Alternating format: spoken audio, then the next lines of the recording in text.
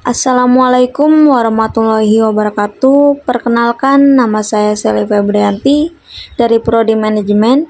Di sini saya ingin menjelaskan tugas ujian tengah semester dengan mata kuliah analisis laporan keuangan. Dan dosen pengampu saya yaitu Ibu Merintan Simbolon.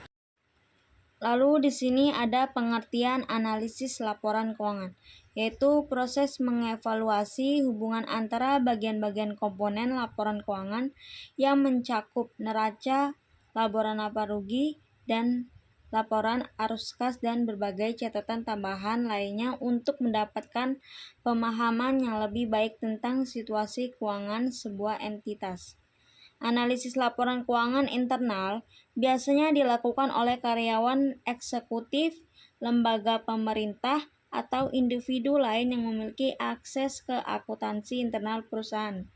Sedangkan analisis laporan keuangan eksternal dilakukan oleh pihak independen seperti akuntan publik untuk dipublikasikan kepada investor, kreditur, pemerintah, lembaga keuangan, otoritas perpajakan, atau pihak eksternal lain yang membutuhkannya.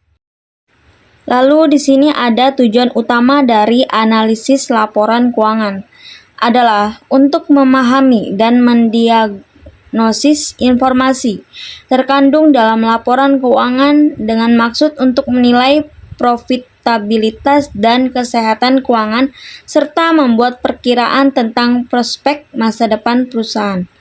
Yaitu ada meneliti profitabilitas saat ini dan efisiensi operasional perusahaan sehingga kesehatan keuangan bisa ditentukan. Lalu yang berikutnya ada menilai prospek pertumbuhan dan profitabilitas perusahaan guna membantu pemangku kepentingan tertinggi untuk memprediksi dan menghindari kemungkinan terjadinya kebangkrutan. Lalu ada juga memprediksi prospek masa depan berdasarkan hasil tinjauan kinerja perusahaan di masa lalu seperti profitabilitas, arus kas, laba atas investasi, biaya operasional, dan lain-lain. Lalu juga ada manfaat, yaitu yang pertama ada membantu stakeholder internal dan eksternal untuk membuat keputusan yang tepat mengenai investasi berdasarkan pendapatan perusahaan dan profitabilitas masa depan. Lalu yang kedua, memberikan pandangan yang objektif tentang solvabilitas dan kesehatan keuangan perusahaan bagi lembaga keuangan untuk menentukan keputusan pinjaman. Lalu yang terakhir ada sebagai penggambaran secara akurat mengenai efisiensi operasional dan kemajuan yang dihasilkan perusahaan berdasarkan keputusan yang dibuat di masa lalu oleh para pemangku kepentingan. Nah, di sini hubungan akuntansi dengan pengambilan keputusan. Hubungan akuntansi dengan pengambilan keputusan adalah bahwa pelaporan keuangan harus memberikan informasi yang bermanfaat untuk investor, kreditor, dan pemakai lainnya saat ini maupun potensial atau masa mendatang untuk pembuatan keputusan investasi, kredit, dan investasi semacam lainnya. Nah, di sini juga ada perbedaan analisis akuntansi, analisis keuangan, dan analisis laporan keuangan. Mari kita simak-simak teman-teman. Yang pertama ada analisis akuntansi atau accounting analysis, yang merupakan proses evaluasi sejauh mana akuntansi perusahaan mencerminkan realitas ekonomi. Lalu yang kedua ada analisis keuangan, adalah proses mengevaluasi bisnis, proyek, anggaran, dan transaksi terkait keuangan lainnya untuk menentukan kinerja dan kesesuaiannya. Lalu yang terakhir ada analisis laporan keuangan, adalah proses mengevaluasi hubungan antara bagian-bagian komponen laporan keuangan yang mencakup neraca, laporan laba dan rugi, laporan arus kas, dan berbagai catatan tambahan lainnya untuk mendapatkan pemahaman yang lebih baik tentang situasi keuangan sebuah entitas. Lalu di sini ada laporan posisi keuangan atau neraca, Yaitu neraca ini merupakan laporan tentang posisi keuangan suatu perusahaan pada tanggal tertentu. Oleh karena itu, neraca sering disebut sebagai potret dari posisi keuangan perusahaan karena kondisi keuangan yang disajikan pada neraca tersebut hanya terjadi pada tanggal tertentu, yaitu tanggal penyusunan neraca. Di luar tanggal penyusunan neraca, kondisi keuangan tersebut bisa diubah, yaitu ada manfaat posisi keuangan, ada meramalkan dan membandingkan dampak keuangan, lalu ada memberikan informasi untuk pengambilan keputusan, dan juga sebagai bahan evaluasi. Nah, di sini juga ada laporan laba rugi. Laporan laba rugi merupakan laporan pendapatan dan beban selama periode waktu tertentu berdasarkan konsep pembandingan atau matching konsep.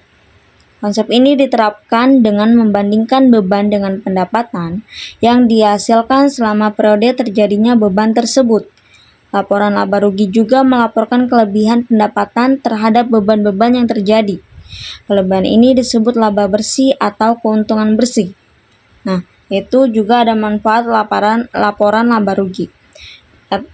Terus manfaatnya itu dijadikan bahan evaluasi keuangan, lalu fungsi laporan laba rugi yaitu menjadikannya sebagai bahan evaluasi keuangan dari transaksi keuangan yang berjalan selama 1 bulan atau 1 tahun, baik transaksi yang menghasilkan kerugian maupun laba, akumulasi dari total finansial tersebut yang akan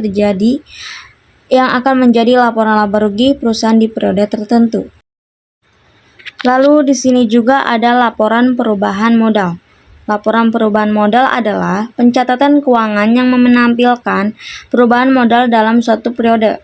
Laporan ini dibuat agar perusahaan bisa mengetahui informasi terkait peningkatan maupun penurunan aktiva bersih pada periode yang ditentukan. Sementara menurut Otoritas Jasa Keuangan, pengertian laporan perubahan modal adalah laporan mengenai perubahan pada modal suatu perusahaan dalam jangka waktu tertentu. Peran perubahan modal adalah pencatatan keuangan yang menampilkan perubahan modal dalam suatu periode tertentu. Di sini juga ada laporan arus kas. Laporan arus kas merupakan laporan yang menunjukkan semua aspek yang berkaitan dengan kegiatan perusahaan, baik secara langsung maupun tidak langsung terhadap kas. Laporan arus kas harus disusun berdasarkan konsep kas selama periode laporan. Laporan kas terdiri arus kas masuk atau cash in dan arus kas keluar atau cash out selama periode tertentu. Nah, di sini juga ada manfaat arus kas. Yang pertama itu ada sebagai dasar pengambilan keputusan jajaran direksi dan atau manajemen perusahaan untuk meningkatkan kinerja perusahaan. Lalu yang kedua ada menentukan kemampuan perusahaan dalam membayar dividen dan kewajiban. Lalu yang terakhir ada memprediksi aliran kas periode berikutnya berdasarkan data periode terkini. Nah, di sini ada contoh soal ya teman-teman, yaitu ada rasio likuiditas 3 rasio keuangan. Yuk simak teman-teman pada tabel di samping ini. Yang pertama ada rasio lancar. Kita masukkan rumusnya dulu. Aktiva lancar dibagi dengan utang lancar lalu dikalikan dengan 100%. Nah, aktiva lancar, lihat dulu tabelnya teman-teman. Kita masukkan dengan 1 juta. Lalu dibagikan dengan utang lancar. Kita lihat tabelnya, di situ ada 200, kita masukkan. Lalu dikalikan dengan 100%. Dan hasilnya 5%. Yang kedua ada rasio cepat. Kita masukkan dulu rumusnya. Aktiva lancar diambil dengan persediaan lalu dibagi dengan utang lancar lalu dikalikan dengan 100%. Aktiva lancar, kita lihat dulu tabelnya teman-teman, yaitu totalnya ada 1 juta lalu diambil dengan persediaan itu ada 250.000 lalu dibagikan dengan utang lancar, kita masukkan 200.000 lalu dikalikan dengan 100%, jadi hasilnya 3,75%. Nah, rasio yang berikutnya ada rasio kas. Kita masukkan rumusnya. Kas ditambah dengan modal saham dibagi dengan utang lancar. Nah, Kita masukkan kasnya 100.000 pada tabel tersebut. Lalu modal saham. Nah, modal saham ini lihat dulu tabelnya, ada modal saham 300.000 lalu ditambahkan dengan laba ditahan. Jadi totalnya 400.000. Lalu dibagikan dengan utang lancarnya 200.000. Nah, hasilnya 2,5%. Gitu teman-teman. Nah, teman-teman kita simak lagi. Di sini ada contoh soal rasio profitabilitas, yaitu ada dua rasio keuangan. Yang pertama ada gross profit. Nah, kita masukkan rumusnya, laba kotor dibagi dengan pendapatan.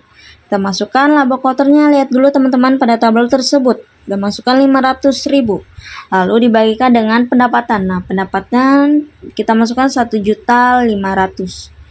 Yaitu sama dengan juga HPP dikalikan dengan 100%. Nah, jadi hasilnya 3%. Lalu contoh soal kedua itu pengambilan aset. Nah, yaitu ada laba bersih dibagi dengan total aset dikalikan dengan 100%. Nah, laba bersihnya kita masukkan dengan 2 juta. Sama juga dengan penjualan bersih. Lalu total asetnya kita masukkan dengan 1 juta. Dikalikan dengan 100%. Jadi hasilnya 2%. Itu teman-teman. Nah, lanjut teman-teman, di sini ada contoh soal terakhir, yaitu ada rasio solvabilitas. Ada dua rasio keuangan. Yang pertama ada rasio utang terhadap modal. Kita masukkan rumusnya, total utang dibagi dengan modal dikalikan dengan 100%. Nah, total utangnya itu ada 600.000. Nah, 600.000 ini, lihat teman-teman pada tabel tersebut, utang 600 ini dapatnya dari hutang lancar ditambah dengan hutang jangka panjang. Jadi hasilnya 600.000. Lalu dibagikan dengan modal 300.000. Ya, tabelnya tersebut teman-teman. Lalu dikalikan dengan 100%. Jadi hasilnya 2%. Nah, untuk yang kedua, soal yang kedua itu ada rasio utang. Nah, kita masukkan dengan rumusnya, total utang dibagi dengan total aset lalu dikalikan dengan 100%. Nah, kita masukkan tadi total utangnya sama juga ya teman-teman, 600.000 lalu dibagikan dengan total aset 1 juta lalu dikalikan dengan 100%, jadi hasilnya 6%. Jadi gitu teman-teman untuk soal yang aku jelaskan, dan terima kasih teman-teman sudah menyimak.